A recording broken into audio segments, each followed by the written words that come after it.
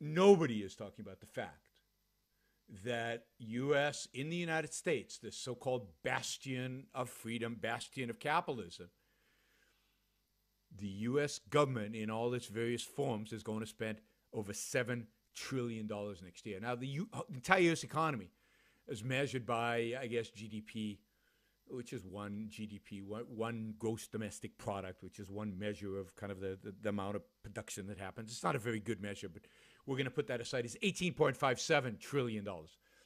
7 trillion, 7 is what? It's close to 40%. The government spending constitute 40%.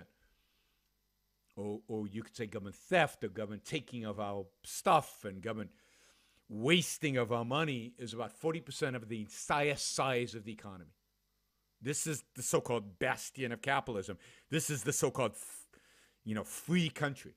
No, we're socialist like the rest of the world, right? That's socialism numbers. 40% of the economy constituting government, is not that far from, from Scandinavia. From the so-called, these heavenly places that Bernie Sanders described, his ideal society, right? $7 trillion, 40%. You know how much money the federal government? So the federal government today spends about 20%, right? But what did the federal government spend 120, 130 in the heyday of American capitalism, when almost nothing as a percent of GDP, under 5%, something around between 3 to 4%. Today we spend 21% of our production by the federal government alone. In other words, you could shrink the federal government by 80%, 75, 80%. And we'd have the federal government we had at the beginning of the 20th century, when we were the fastest growing economy in the world, where we were, absorbing millions and millions and millions of immigrants, where we were establishing the greatest businesses and the greatest industries in the history of mankind, where we were becoming rich, we're creating a middle class, and yet the federal government spent almost nothing.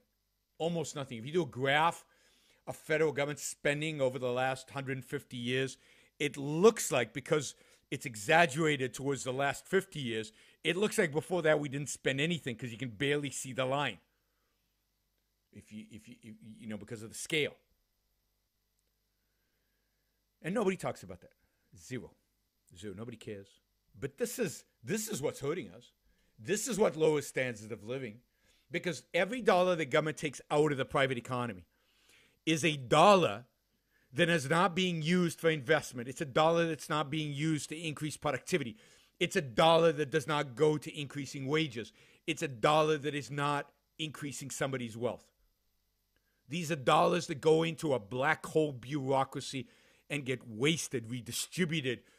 They pay for a whole government organization that restricts trade, that restricts production, that restricts industry through regulations, controls, and everything else. And the shocking part of it is nobody cares. Nobody's talking about it. It doesn't appear anywhere on the national landscape. Nobody cares.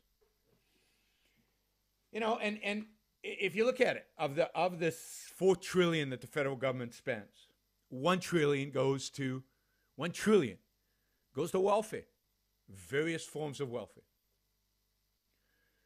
22% of all the money spent by government in the United States, 22% of the $7 trillion goes to healthcare. 22%. That is more than Social Security. It's more than education. It's much more than defense, almost double what we spend on defense. It's it's, I don't know, 4 times what we spend on welfare. 22% goes to healthcare. And yet, so many people claim that we have a free market in healthcare when the government is spending 22% of $7 trillion. That's over $1 trillion, almost $1.5 trillion. It is $1.5 trillion at the state, federal, local level on healthcare. We don't have a free market in healthcare. We have a government-controlled, government-subsidized, government-manipulated healthcare market. Why are we spending $1.5 trillion in healthcare? Now, a lot of that is Medicare and Medicaid. Do we really need Medicare and Medicaid? This private markets can't take care of any of that. All right, we're gonna have to take a break here. If you want in on this conversation, 888-900-3393, 888-900-3393. What do you think about government spending, and what is the role of government? What should government be spending on, and is any of this stuff part of what government should be spending on? 19% on pensions, 22% on healthcare, 15% on education, 6% on welfare, 12% on defense. What of those should the government actually be spending money on? And how do we decide? What's the principle by which we decide, yes, that's an appropriate government expenditure?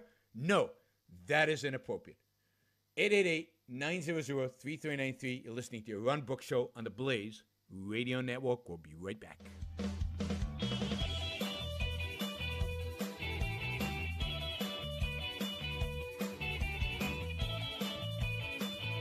You're listening to the Yaron Brook Show. Hi, everybody. All right, we're talking about government spending and the nuttiness, the insanity of the level of government spending, the amount of taxes that they take from us, the amount of borrowing that they do. The government debt now is $20 trillion. If you thought 7 was a big number, $20 million. $20 million. That's the amount of debt that somebody's going to have to pay back sometime, somewhere. How are we going to do that? Raise taxes on our kids and grandkids. Who cares about our kids and grandkids? And of course, $20 trillion is right now, but we're accumulating at least $500 billion a year. Under Obama, it was more initially, less later on. Now it's up to $500 billion again. Trump is doing nothing to stop that. Nothing, zero. So it's going to grow beyond $500 billion. Debt is just going to accelerate over the next few years. So we're looking at $30 trillion at some point. Remember, U.S. GDP is only $18.57 trillion. So our debt now is greater than our GDP. At some point, this is not sustainable. Don't ask me when, because I don't know. I don't predict these things. It's impossible to do. But at some point, people say, well, wait a minute. Maybe these pieces of paper that they keep promising they'll pay back, they won't be able to. Right now, 6% of total government spending is on interest. 6%. But imagine what happens if interest rates go up. Right now, they're nothing. 2%, 2.5%, 1.5%. But imagine if they go to 5, 6%. That 6% of government spending could go to 30%, which would blow up the deficit, which would blow up government spending. Nobody cares. Nobody talks about it. It's not about that. Let's cut taxes. Republicans are all about cutting taxes. Let's cut taxes. Unless you cut spending, what difference does it make? You're going to have to pay for it somehow. Oh, but we'll get economic growth, and economic growth will compensate for all of it. Really? Really? Has anybody really run the numbers? I mean, yeah, economic growth is great, and economic growth will do wonders, and it's great. But economic growth does not reduce the amount of money the government is spending. Economic growth will not reduce the deficit. It might raise revenue a little bit. It might reduce the deficit a little bit, but it won't reduce the total debt. Nobody is projecting a balanced budget because of economic growth, given government spending. And we'll talk about the tax plan. Is the tax plan really going to generate economic growth long term? We'll talk about that. The way to generate economic growth long term, if you know anything about economics, which most economists don't.